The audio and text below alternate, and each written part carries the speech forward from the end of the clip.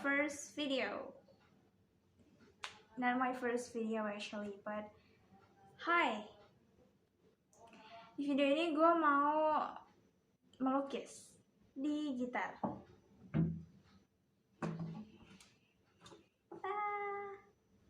And let's start this painting.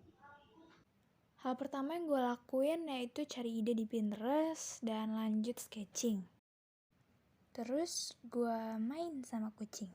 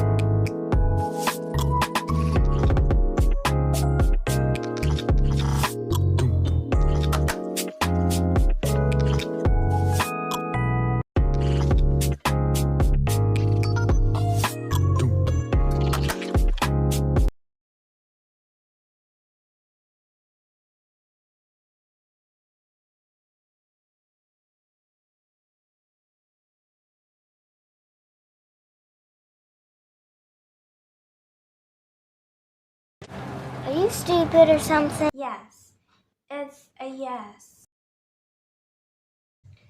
Gue mau bahas tentang yang selama ini jadi masalah kita-kita sebagai siswa, murid-murid yang dari SD kita alamin, yaitu dibanding-bandingin. Kita sering banget dibanding-bandingin sama tetangga mungkin, atau sama teman kita sendiri, sama anaknya teman orang tua kita, sama anaknya teman dari teman-teman orang tua kita, sama sepupu sendiri, atau bahkan sama adik atau kakak sendiri.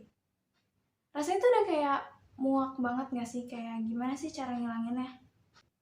Tapi setelah gue pikir-pikir lagi, terbesit di pikiran gue kayaknya ini adalah suatu sistem.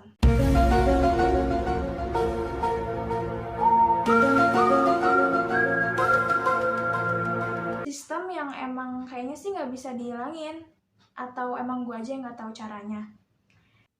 Kita yang merasa sebagai korban, mungkin sebenarnya bukan korban, tapi kita juga berlaku sebagai pelaku.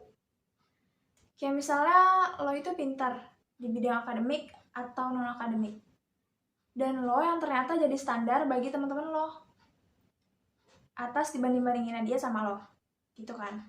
Jadi kayaknya sebenarnya lo ada yang bertanggung jawab atas adanya dibanding-bandingin ini. Kita nggak bisa nyalahin orang lain atas tingginya standar yang mereka bikin buat kita, karena kita juga ikut andil dalam berlakunya sistem dibanding-bandingin ini.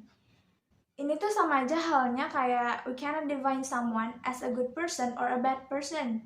Even a good person have ever done a little sin. Yang kita sebut sebagai bad people itu juga pernah ngelakuin kebaikan, atau bahkan orang-orang ini adalah Robin Hood yang di tengah baik atau buruk kita nggak pernah tahu. So, yang bisa gue ambil pertama adalah kita nggak boleh ngakimin orang lain dengan gampangnya. Kecuali lo emang hakim, dan itu beda cerita sih. Menurut gue, kalau misalkan kita nggak bisa ngubah sistemnya secara keseluruhan, mungkin kita bisa ngubah dari diri kita sendiri atau lingkungan kita sendiri. Setelah gue cari dan terus cari, ternyata akhirnya gue nemuin cara supaya orang tua kita misalnya atau keluarga kita itu gak ngebanding-bandingin kita. Yang pertama yaitu komunikasi.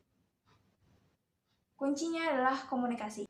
Kayak kita cukup bilang kalau kita gak suka dibanding-bandingin, tapi yang harus kita tahu adalah kita harus sertain alasan, atau kalau bisa fakta, data, atau apapun yang menunjang opini kita kalau kita nggak mau dibanding-bandingin.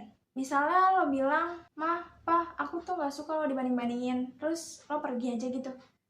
Ya itu nggak nyelesain masalah sih. Jadi intinya lo harus bikin alasan. Bisa dong bikin alasan. Bisa lah. bisa kan. Cara pertama ini agak riskan juga sih menurut gue, karena yang gak 100% berhasil, pasti emang semua hal itu gak 100% berhasil ya. Jadi gue nemuin cara kedua. Cara keduanya yaitu kita harus tahu apa yang bikin orang tua kita tertarik. Kayak misalnya mungkin orang tua lo suka bisnis, terus bilang kalau, "Pah, ada loh si A yang bikin bisnis ini latar belakangnya ini, dia kekurangannya ini, kelebihannya ini, sedangkan si B bikin bisnis ini, kekurangannya itu." Terus tapi mereka sukses aja kok dua-duanya atau apalah. Tapi jangan ngarang juga. Maksudnya ya alasan yang benar dan data atau fakta yang benar yang lo kasih. Kalau ngarang sama aja bohong kayaknya.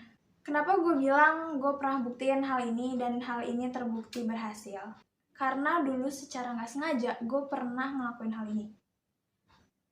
Dulu gue pernah bikin video, lebih tepatnya gue bikin podcast yang dikasih animasi atau animasi yang pakai voice over, apapun itu. Gue pernah bikin itu. Dan ternyata setelah gue bikin itu, gue dan orang tua gue bisa tukar pikiran dan semua lebih clear. Mungkin kemungkinannya ada dua, selain berhasil atau enggak. Entah lo yang akan berubah mindsetnya atau orang tua lo yang berubah mindsetnya. Tapi yang penting clear kan, damai gitu, nyatu, iya kan.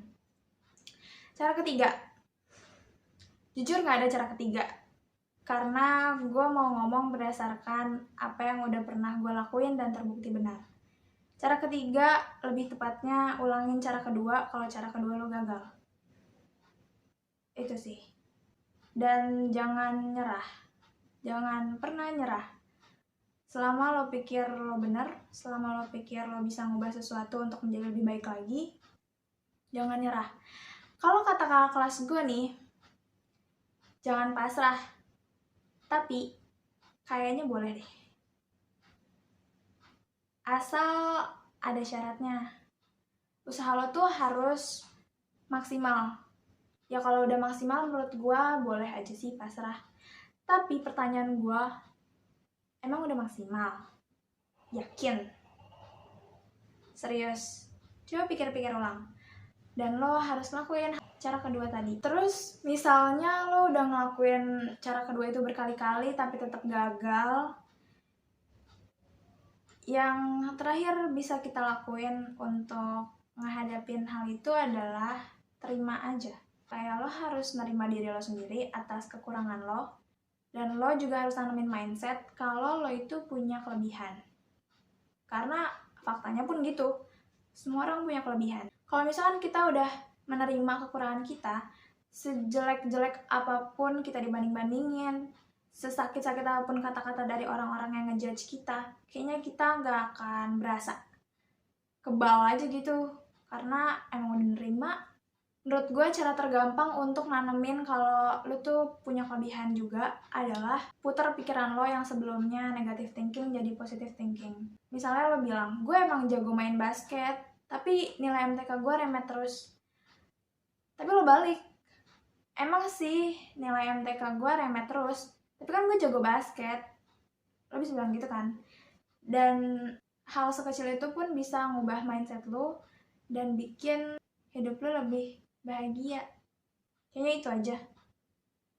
Inti konten ini kan painting ya. Kayaknya lukisan gue juga udah kering.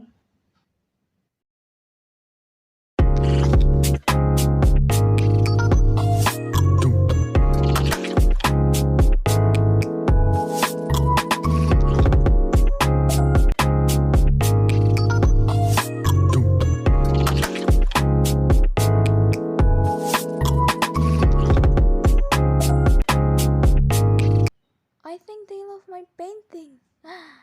And I love them. Hey, that's pretty good. Don't forget to code your painting. Trust me. Thank you so much udah nonton sampai akhir. I love to talk. I'm too loud. I'm sorry. but I need someone to talk and I have you.